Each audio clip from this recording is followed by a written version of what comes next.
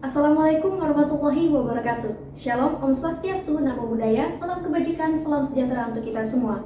Tim penilai yang terhormat, perkenalkan kami dari tim debat Institut Agama Islam Sultan Muhammad Syafruddin Sambas. Saya Nelsiendra selaku pembicara pertama. Saya Irfansyah selaku pembicara kedua. Dan saya Sabrina Denuralesa selaku pembicara ketiga. Pada kesempatan kali ini, kami memposisikan diri sebagai tim pro terhadap mosi pembatasan kewenangan Bawaslu dalam penanganan pelanggaran pemilu pasca penetapan perolehan suara secara nasional.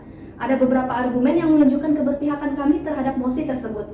Yang pertama yang menjadi argumen utama kami berawal pada pasal 1 ayat 3 Undang-Undang Dasar 1945 yang menyebutkan negara Indonesia adalah negara hukum. Berbicara tentang negara hukum erat kaitannya dengan pemisahan atau pembagian kekuasaan. Menurut Friedrich Juristal, negara hukum harus memenuhi 4 unsur. Satu di antaranya adalah adanya pembagian kekuasaan. Unsur tersebut sesuai dengan teori trias politika yang disampaikan oleh Montesquieu yang memisahkan kekuasaan negara menjadi 3, yakni eksekutif, legislatif, dan yudikatif. Pemisahan kekuasaan tersebut bertujuan untuk mencegah terjadinya penyalahgunaan wewenang atau abuse of power.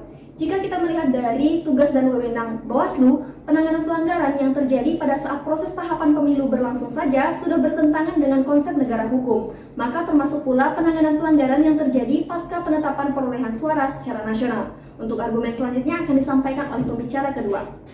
Yang kedua, teori kepastian hukum menurut John Michael Otto mendefinisikan bahwa kepastian hukum akan tercipta apabila instansi pemerintah menerapkan aturan-aturan hukum secara konsisten. Secara jelas telah tertera dalam pasal 24C ayat 1 Undang-Undang Dasar 1945 yang mengatur bahwa Mahkamah Konstitusi yang berwenang memutus perselisihan tentang hasil pemilu.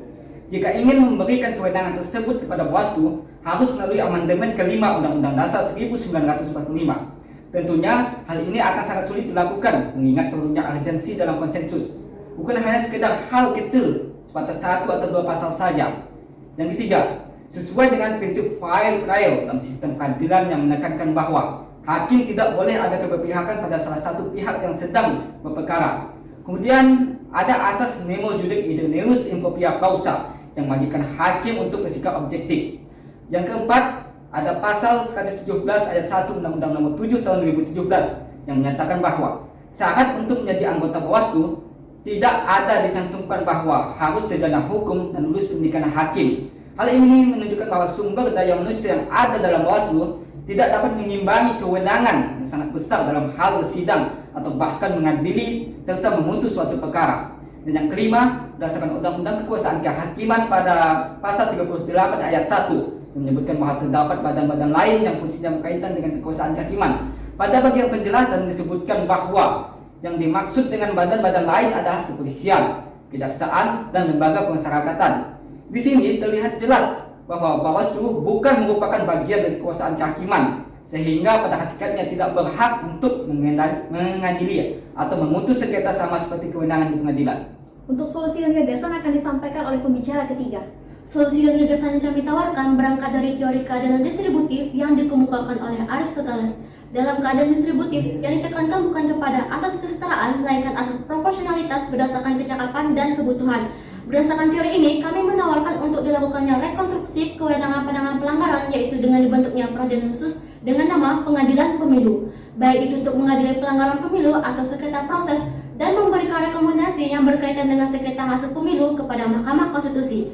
Ada 4 manfaat yang diperoleh dari solusi tersebut, yaitu yang pertama, kewenangan penyelesaian sengketa pemilu akan dilaksanakan secara profesional dalam ranah kekuasaan kehakiman. Yang kedua, meminimalisir terjadinya kekuasaan atau kendali yang berlebih yang dipegang oleh Bawaslu dan lebih memfokuskan Bawaslu terhadap tugas pengawasan.